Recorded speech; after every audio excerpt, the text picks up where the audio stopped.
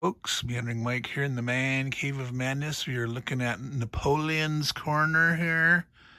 Off on this side here, this is the new shelves that we put in that little corner space. Is this completely organized? No, it is not. Is this all my Napoleonic games? No, it's 90, well, over 90, at least 95% of them. Now there's non-Napoleon games down here and some non-Napoleon games here. Let me show you that right there. That's the little straight brace that's connecting the bottom and the top shelves. So as I mentioned before, I'm going to pull back a little bit here, not trying to move too fast. But way up here, you can see one fastener to the wall and one fastener to the other shelf. Trying to move not too quickly. You can't see, but there's 4 of these L brackets here. They're were a whitish plastic L bracket and kind of flexible but still sturdy. There's one there, there's a pair here at the top and bottom level, and one more down here. So those have all been fastened sturdily now to the wall, to each other, and to this bookcase here. As we've mentioned before, this bookcase is sturdily stacking of Calexes. They're not actually bookcases, they're Calex cubes. These are fastened to that one, and up there, they're fastened to the wall there. So, now, is this done? Like I said, no, the organization is not done. I pulled over some Compass Napoleonic games from the other side. I pulled the Shakos games from the other side. There's still some other things over there. There's also, we have just tucked in here some SPI flats, the plastic in the cardboard flat version. This is one of, I think there was 4 or 5 SPI flats that were in color, like 2 color, but they had illustrations on them versus the infamous white box ones. You can barely see the little label on the side. All right, so I have at least 3, maybe 4 other SPI flat. All the flat packs or elsewhere. There's like banker's boxes. I have like 5 banker's boxes. These aren't them. Around the corner there. Actually, they're technically in the kitchen in front of the freezer, because I don't get that freezer up here in the man cave is used for like secondary storage of food, frozen food. But I'll take a quick peek over there and show you the other side of the bookcase. But this is all my Rum and Bones. Can't see that. Rum and Bones pirate miniature game stuff. And this is obviously Napoleonics here. These are Napoleonics. These are 2 from Europa Simulazioni, and I have the nice like canvas rollout maps for those, so that's really cool. Napoleon's to there. This is miscellaneous stuff down there. So I do have on the other side of this, you can see here, like the Library Napoleon, but these are all Kevin Zucker stuff. There, Rachel Simmons, the newest from VUCA, and all these great titles, GMT, Napoleonic stuff, Napoleon, this is down there somewhere, various 1815 Scum of the Earth, and the new ILO, 1807 from Sound of Drum Games, and all sorts of goodies here. Let's see where this series, you can't really see it well because it's the bottom spine, But this was a series of like 4 in a supplemental, like 5 modules. You can put them all together and play. And I have a duplicate of box number 202, the Peninsula campaign. So all sorts of Napoleonic goodies, including, you know, way up there on the top, the big oversized guys that don't fit except way up there on the top. Okay, let me show you the other side. So this is not Napoleon. This is where Napoleon was. Like Shakos was here, and the Compass Napoleon game's here now. So I moved my moments in history stuff here, and this is a game from Shakos, but not Napoleonic. I'll probably try to fit it in the other side, but random tabletop games. All right, so this is the back, as you can see here, some of the Zucker stuff. And so Zucker's behind there, and here you can see it. But so here we have Incredible Courage from Grognard Sims, The 100 Days, Quatre Bras. So like you have to have this one, and if you're going to get the other ones in the 100 Day series, you need to have this base game because there's stuff in it. Likewise for the Incredible Courage at Austerlitz. Do you see that, the black there? But Telnitz. So this is one portion. Now these are both at company scale. Craziness for Napoleonic Game, just craziness. So this is like what, 1/3 to 1/4 of the whole Austerlitz battle, just a part. But you need this, I think, there might be 1 or 2 base, but I think there's 3 or 4 pieces to the Incredible Courage at Austerlitz. Then we have some Vento Nuova, Bloody Monday, which is Moskva, and Waterloo 200. And then I have more La Bataille from Marshall Enterprises than this. These are the latest ones. Now, you can't tell from here unless you can read the sticker. That's Egbo. But this is why I mentioned this on Artie's show. Let's see, get there. This is actually on the bottom, the back. If you pull this out, there's the embossed box with the number. You can see that's the Heisberg. Here, we can get that to focus. All right. But I just stuck. Let's see, I gotta get it right straight there. So I'm going to do the same with this one. This one currently doesn't have anything on the back. But I'm going to do the same thing. I'm going to go to their website, get their graphic for Egmo, put it on the back so it doesn't really distract at all. So, of course, this is having problems focusing it that close in. All right. So there are 6 Napoleonic War games on the back side here. I may fit some more in there. I wonder if I can accidentally stop the filming there.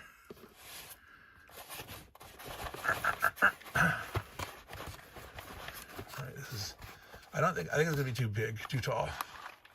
Yep. Of course, I had that upside down, but love this cover here. Nice period artwork. So even though it's only 2, well, it's white and black, and the yellowish maze-ish, that doesn't fit in there, unfortunately. So we will not be able to do those, but, well, let's see, yeah. I'll figure out something and maybe put there, move these other things, etc., to try to eventually get that all, so I could take one of the cubes and put all my flat trays in flat, the whole thing, because it's a 3, probably have 6 or stuff. Well, I also have 2 copies of Wellington's Victory in the flat trays, which each of those, I believe, is 2 flat trays. I have duplicates a lot of games sometimes because I get the games punched, and there might be counters missing, so sometimes I get duplicates. Sometimes I accidentally get duplicates of games because I haven't. Well, you're tired of looking at this. Let me show you. So here we are in the kitchen. Here is the banker's boxes. There's 5 there, and I totally misremembered because that's just like half of them. So, all right, there's the fridge. You know, the fridge is openable, but I mean, I can just push these out of the way and get to the freezer. You know, it's a side-by-side freezer half there. But these are all SPI flats. And There's 4 more bankers boxes there of SPI flats. Yeah, that's a lot. Not every single SPI game that came out in a flat do I have, but the vast majority I do indeed. So we're back on the other side. So like I was saying, if I grab these flats and the one that I took to the other side that I didn't bring back and search through all those 9 bankers boxes worth of Napoleon stuff there, and I know the Wellington's victory ones are not in those 9. They're somewhere way over that way. But yeah, I can make one of these cubicles, maybe put it towards the bottom or somewhere, I don't remember, not sure, of just a stack of the flat trays. Now, this all did not include any magazine games. There are, of course, lots of magazine games of Napoleon, scattered throughout the history of Strategy and Tactics magazine. And, Wargamer magazine had some, and Against the Odds has some, and it also does not include folios. So there's like the Napoleon at War quad and Napoleon's Last Battle quad. There's folio versions, and I have most of those, so there's somewhere over there that may be nice to bring over to here. There's Decision Games. Now I've got like Decision Games, Wellington's Victory, and their version of Napoleon's Last Battles, and some other ones there. But they also have a bunch of the small mini games, which we used to call micro games in the day of like Steve Jackson, well, old Steve Jackson games. Now they produce all, big title stuff, but metagaming and Steve Jackson games. And they also have their modern folio series. So there's Napoleonic games spread out all over. So like I said, there's probably 95% of my Napoleon collection is here. And as we continue to work on it, we'll tidy that up. And at some point we'll figure out, well, what is the best way to optimize and store all these? Now, of course, this doesn't include any of the books. So various book. Now, here's the Napoleon bookcase. I may have shown this once upon a time. Some real classics here. Of course, there's Chandler, really classic Petra, which Chandler cut his teeth on. There's many of the, let's see, I think Napoleon stops about there because this is World War I stuff. Now, in the main house, I have most of my World War I collection and some Napoleon. There's probably 24 titles on Napoleon still over in the other house. In the house, this is an accessory dwelling. The man cave could be rented out. Most people call it a mother-in-law unit. It's livable, independent, has its own kitchen and bathroom and laundry hookup. There's actually no laundry units in here, but there is the hookup for it. So yeah, and all sorts of other stuff. So this is the Napoleon. Up here at the top, these are just a wide variety of the Osprey titles going across there and various who knows what. So, all right, so here we are with more of our Napoleonic book collection. This is here in the main house. There's a shelf there, and about a half a shelf here. Let's see if we can, between there and there. Some interesting things of note here. This includes, besides your typical biography and military history and stuff, this is Napoleon's letters to Josephine, his diaries, in the words of Napoleon, well, he wrote many short stories, Napoleon himself, as a young man, but Clisson and Eugenie, this is a sort of a romantic novel that he wrote. And there's other fiction that appear, like A Glorious Hussars by Arthur Conan Doyle, about a brigadier general of the Hussars. And this here is a collection of short stories and things set in and about Napoleonic, the Great Shadow, and other Napoleonic tales Arthur Conan Doyle. So let me just stick that back on the shelf there for now. And there's Napoleonic related.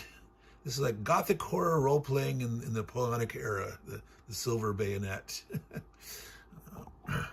Now down here, again, more biographies and military histories, various ones. And then there's a whole bunch of these sort of related biographies of like marshals and opponents like Blücher and things of that. So some of these are some first-hand accounts of various soldiers or officers, or biographies and such. So quite a bit of selection here. So I think this actually is a lot more than I thought. I think this is about 3 dozen titles maybe in total that we have here. It's about related to Napoleonic stuff. So that's a little addendum there to the Napoleonic collection in the main house instead of in the man cave of madness. Ciao. Zip over to the Napoleon shelves, not too fast. So this was our catch up on. We put in this corner unit. It's not a true corner round. It's more of an oblongish thing. It's longer this way than it is this way, which just worked fine. I couldn't put games vertically. They wouldn't fit in here. But laying flat like this, and this keeps it down because the weight limit for each shelf is supposed to be 15 pounds. The top is supposed to be 25. The bottom shelf is 40 way down there. And this mid shelf should be a compromise. I mean, you've got an upper shelf stacked on top of the lower shelf, but the back board is the main support against the two edges. And the fact that it's attached to the wall, they're attached to each other. I would not put 40 pounds on this shelf, but I would easily risk putting more than 25. But anyway, so right now there's nothing on the very top yet, and there's nothing on the very bottom shelf. Way down there. All right, so I don't know. It might be a year before I show you this again when I finally have all my Napoleonic. It's not going to be the fact that they're mostly all here, and I'll try to get more here, but actually rearranging it all to the nth degree, it's good enough for now. It's good enough for now. There's some odd things tucked in here, like this is what, W1815, it's Waterloo. This company only put out like 2 or 3 titles, and so Helsinki 1918 obviously doesn't fit, but I put it here next to the other one because this is it for my titles for that publisher. So I kept them together. So there'll be odd things like that. But all right, so this ended up being a lot longer and more meandering than I thought I would do. So saying hi and bye to you all in the man cave of madness. Now, yes, historically, this topic, I have more Napoleonic games than any other era. Yeah, World War II. If you count magazine games, definitely I have way more World War II games. If you don't count magazine games, Napoleon will be my #1 historical period. So, all right. So, and remember, take care of your games, and they'll take care of you. Ciao, y'all.